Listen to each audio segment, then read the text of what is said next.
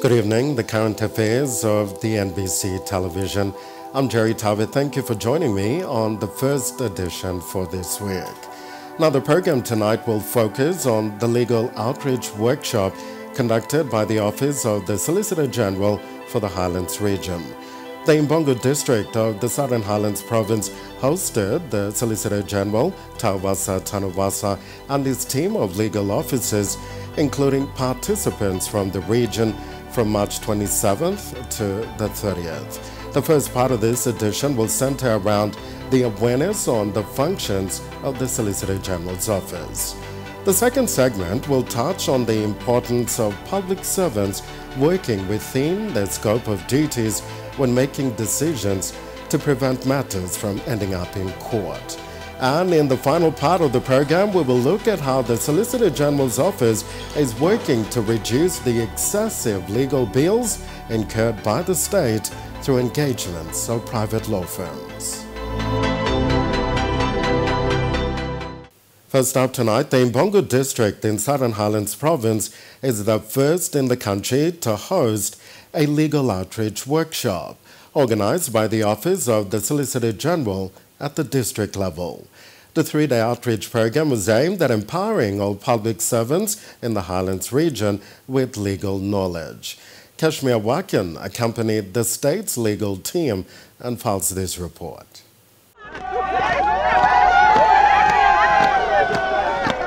The Solicitor General and his team of senior state lawyers arrived in Imbongo district on March 26, while the participants from the other Highlands provinces arrived a day after. They were all officially welcomed on March 27th by the Imbongo district and Southern Highlands provincial administration in a unique way.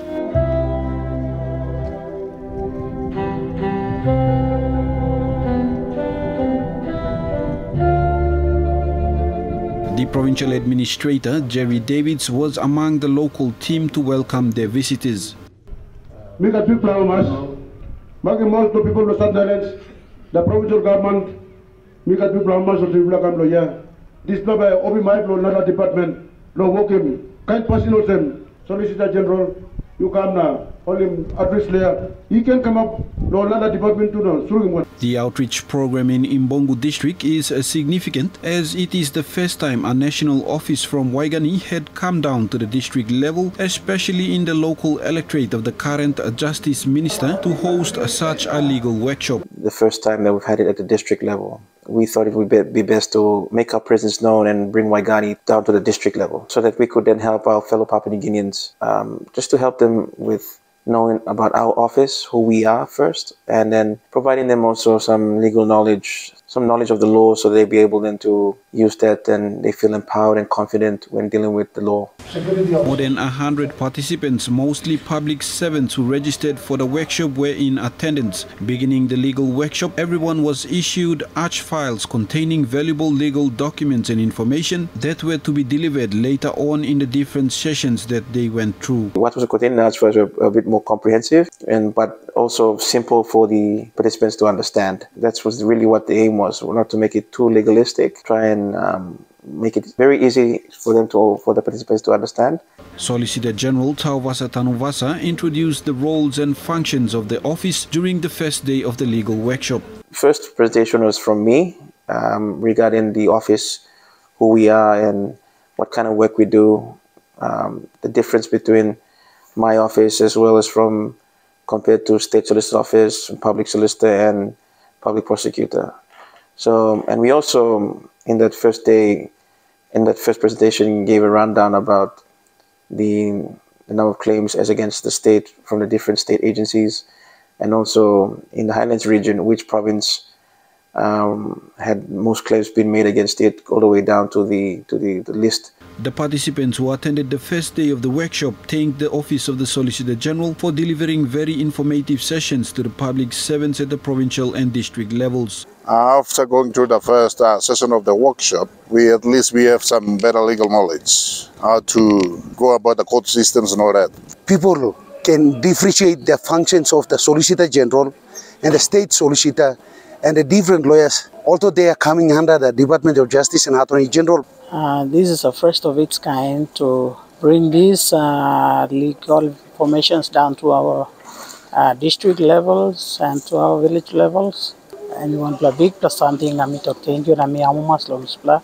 The Lands Commission was also invited to give a presentation on the changes done in the Commission and how it collaborates with the Office of the Solicitor General in dealing with land matters. Acting Chief Lands Commissioner Molen Kilepak highlighted the changes that were passed in Parliament last year, which merged the National Lands Commission and the Lands Titles Commission into a single commission parked under the Department of Justice and Attorney General. His presentation focused on the importance of processes involved in solving land matters. We've been invited to the client outreach program. The first was last year in Kokopo for the New Guinea Islands. This is the second workshop.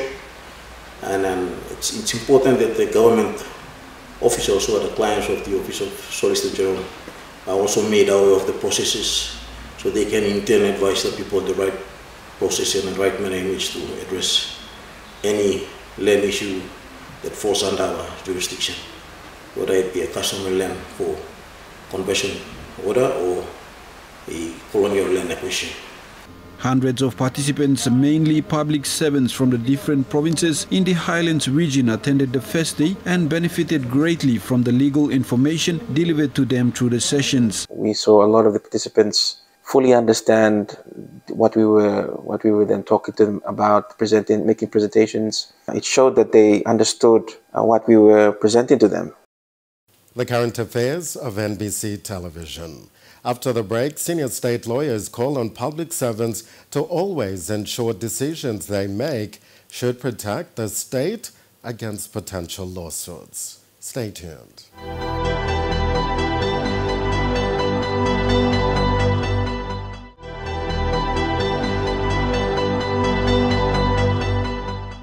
Welcome back to NBC Current Affair. The Office of the Solicitor General has stressed the importance of senior government officials working within the scope of duties and to follow procedures when making decisions. Senior state lawyers also appeal to public servants to always provide instructions on a timely manner to their office during any litigation process where the state is a party in. They were addressing participants during the second day of the three-day legal outreach workshop. Kashmir Wakan reports. The Office of the Solicitor General has a total of 4 teams under its office that defend the state against claims made in court proceedings. The important roles these 4 teams play were explained in detail to public servants who attended the second day of the legal workshop for the Highlands region in Imbongu district. One of the teams that defend claims against the state in court is the Employment and Torts team. And the emphasis in that presentation was mainly about not going beyond the scope of your duties or the laws that govern you as a public servant. So there was more emphasis on that, and one of my lawyers also, emphasized on that point as well. He also talked about fraud in the civil law sense, not in the criminal law sense. And he also looked at things like negligence, professional negligence, medical negligence, just basically understanding that public servants have a duty of care to the people that they serve. A senior legal officer attached with the team highlighted the priority duties of a public servant and why public servants should conduct themselves within their scope of duties and responsibilities to avoid attracting legal proceedings against the state. The presentation was the perfect opportunity to create informative awareness on the role the team plays and how they defend the state when public servants in various state agencies and institutions are named as parties in legal proceedings. There are numerous other teams within the Office of the Solicitor General that defend state claims based on other laws, but insofar as my team is concerned, we deal with matters involving torts, negligence, and fraud, property fraud. Now, basically, the purpose of the awareness at Imbongu, Southern Islands Province, was to create an awareness so that they know their role in the process of litigation and where they come in the event that an individual within these organizations are named in negligence proceedings against the state and, of course, fraud. So basically, our purpose of going there was to create an awareness. The senior state lawyer encouraged state agents to always seek assistance and provide instructions to the Office of the Solicitor General when they are named as a party in court matters where claims are made against the state. My appeal is that you must come forward and give information whenever we require information or instruction from you to defend matters against the state. Mr. Bakaman is confident that public servants who attended the awareness workshop have digested valuable information that will be beneficial and will remind them to work within their scope of duties. The state over the years has lost a lot of money due to public servants and agencies of the state stepping out of their required roles and duties. 9 main state agencies have high number of claims against the state. The Royal Papua New Guinea Constabulary leads with 3,834 claims, followed by the Lands and Physical Planning Department with 1,681 claims and the provincial and local level government with 1,371 claims.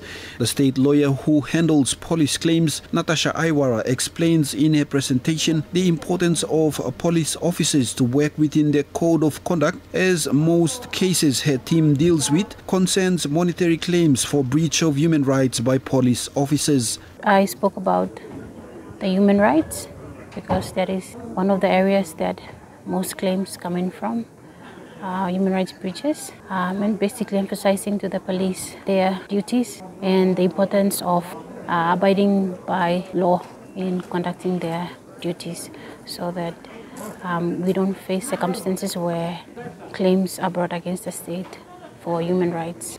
Due to the huge number of files against police, Ms. Iwara's team, consisting of 5 lawyers, take carriage of an estimated 300 files assigned to each lawyer. She says their main focus is to manage and minimize these police claims through legal representation in court to effectively protect the interest of the state through prosecuting genuine claims, dismissing baseless claims, reducing cost against the state and recover state costs.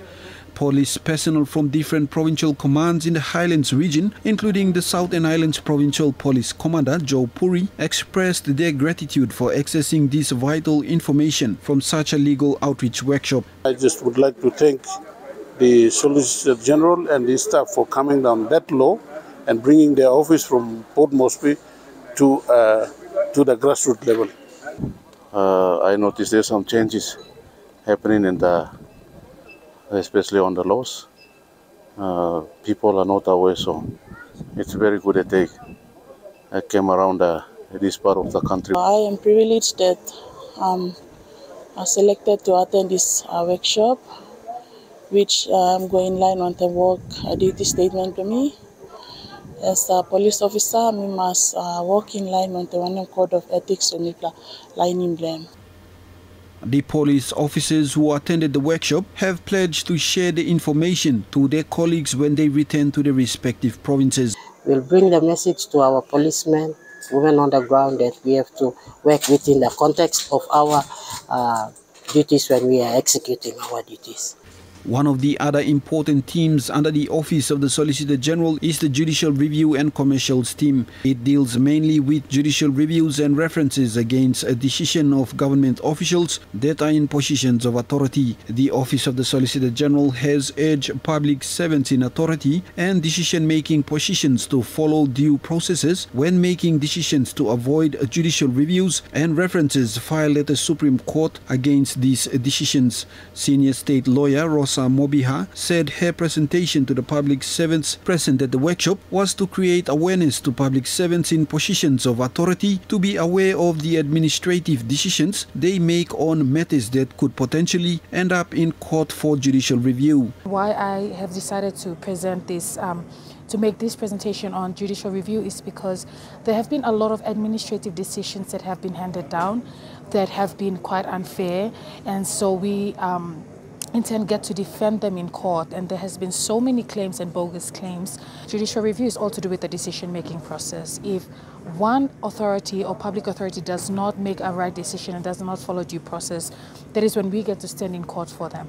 And sometimes there's just numerous claims, and so this awareness or this client outreach is there to ensure that, or to instill in the minds of those public authorities to know that there is a process in place, and when reaching a decision, they have to follow due processes.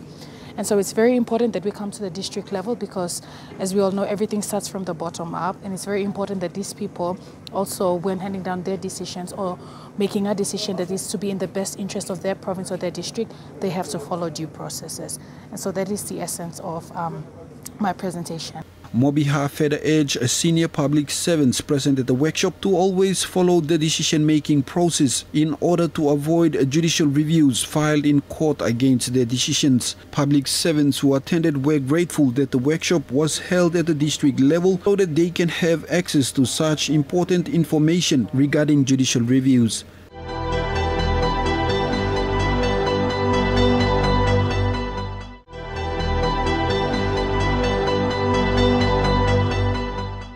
Finally tonight, excessive legal bills incurred by the state through provincial administrations and district development authorities in the country have depleted public funds over the years, which could have been put to good use to benefit the people. This has now prompted the Solicitor General, Tauvasa Tanuvasa, to call on these administrations to seek assistance from his office if private law firms are charging them excessive fees for legal representation in court. While up in the Southern Highlands province for the legal outreach workshop, Mr. Tanuvasa encouraged those in the Highlands region to consult their officers in Mount Hagen and Goroka for help. Kashmir Wakan with the details.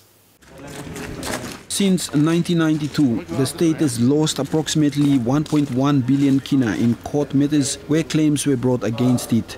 The Office of the Solicitor General since then has been trying to manage and decrease this huge sum of money that has been depleted through claims against the state and other legal avenues where public funds were drained. One of these avenues where public funds have been depleted is through excessive legal bills paid to private law firms engaged by provinces, districts, state departments and agencies to represent them in court. The cost and taxation team under the Office of the Solicitor General have been vetting all legal bills that are brought in by private law firms. The team explained during its presentation in a legal workshop in the Highlands region the importance of vetting legal bills charged by private law firms so that they match the standard rates approved by the National Executive Council. If they have excessive amounts that the law firm has already submitted to these provincial governments, and they see that the amount is too excessive, they can always write to us attaching the bill of cost to the Solicitor General, and then the Solicitor General will bring it to the cost team, and the cost team will vet according to the standard rates.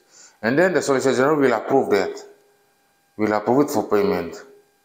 The senior state lawyers revealed that through vetting legal bills incurred by provincial and district administrations over the years, they have managed to save the state a substantial amount of public monies that could have been drained. Private law firms being engaged to work for state, even those briefed out matters for the state, within the office of the Department of Justice, within the powers of the Attorney General, he has the power to brief out matters to private law firms. So when those law firms, they work for state files, they give us all the invoices every month, every end of the year, or matter is concluded. And when those invoices, they come in, I vet them. So I vet them as well. I make sure some of them, maybe they go up as far as 1 million. We bring them down, we pay them maybe 300,000, 400,000, depending on the work that they do. The Solicitor General encouraged provincial and district administration who were present to come forward and seek assistance from his team of senior lawyers so that they can assist to vet excessive legal bills that are charged by private law firms. Meanwhile, the Attorney General and Minister for Justice, Pila Niningi, who was present to close the workshop in his electorate, supported Mr. Tanuvasa's appeal. He emphasized the need for state agencies to always seek legal advice from available state institutions, such as the Office of the Solicitor General, in order to save costs. We have a brief out process that's provided under the Attorney General's Act, and only the Attorney General can brief out matters. Better to, and it's better through a brief out process, a brief out letter, because it highlights the engagement of that law firm. And, me as the Solicitor General, through my office, being able to vet those bills so that those provincial governments and the DDAs can save money as well.